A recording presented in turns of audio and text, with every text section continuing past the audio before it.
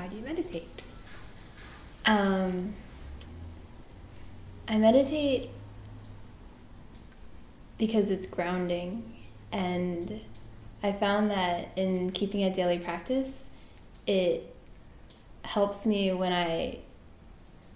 step out of myself when I find myself in moments of overwhelming stress or overcome by certain emotions.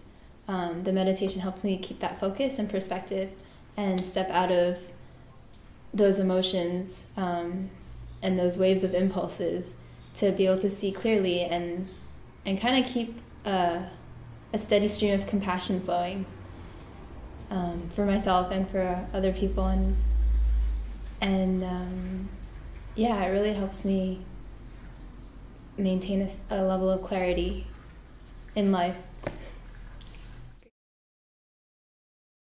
It really is beneficial towards helping one to gain wisdom.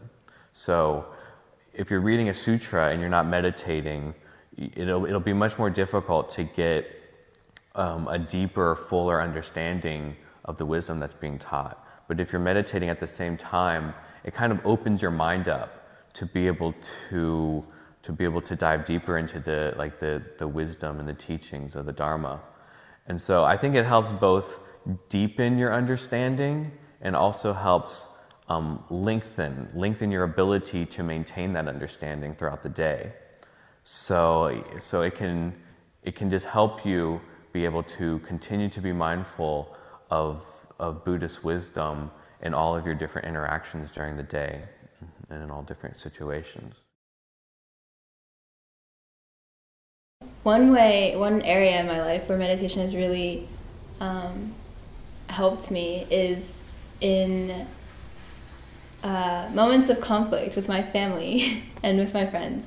But it's true how the people who we're closest to are the ones that are kind of the hardest to keep that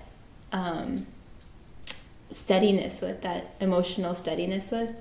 And I remember after meditating for about a year or two, driving in the car with my mom, and I remember she said something that usually would just trigger me to just get really frustrated, because it's one of those impulsive, ingrained comments in my head. And I noticed this time, after deepening in meditation, all the anger and the frustration arise, and I just watched it, and as soon as I flipped the switch into watching it rather than reacting, it's almost like it just kind of came up and then it just fizzled away, because I wasn't ignoring it. I was watching it arise, and then as I watched it arise, I could kind of separate myself a little bit and just be more objective about it, and maintain that compassion that I have for my mom, and then choose how to respond rather than react blindly. So I've noticed a lot of moments like that come up in my life with friends and family and people in general. So I've noticed that it helps my mind to experience a state of purity. So this word purity is kind of a loaded word in the English language. It's like everyone has their own idea of what purity means.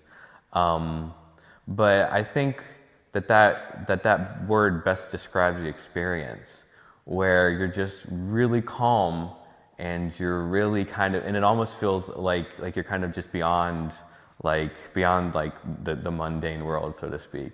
So it's like the lotus flower rising up out of the mud is a really good symbol of this experience of purity.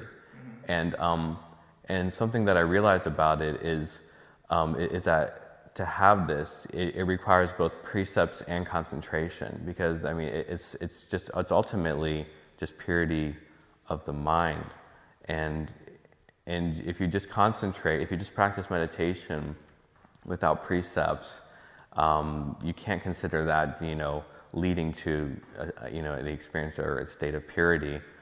On the other hand, if you just do precepts without concentration, then your mind's not single-pointedly concentrated.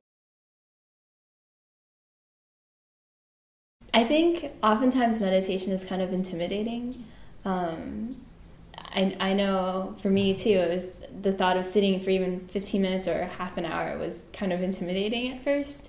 And so a tip for me that I think I would have liked to hear, or I did hear, is that it can only be a minute too. You can meditate for 1 minute or 5 minutes and just start off like that. And it doesn't have to be, an hour of time every day. It can just be 10 minutes here or 5 minutes here.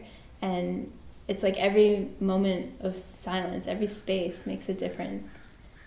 So don't worry about doing it the right way, because it's different for everybody. There's no right way to meditate. It's so personal. And don't worry about doing it for a big chunk of time. Every little moment counts.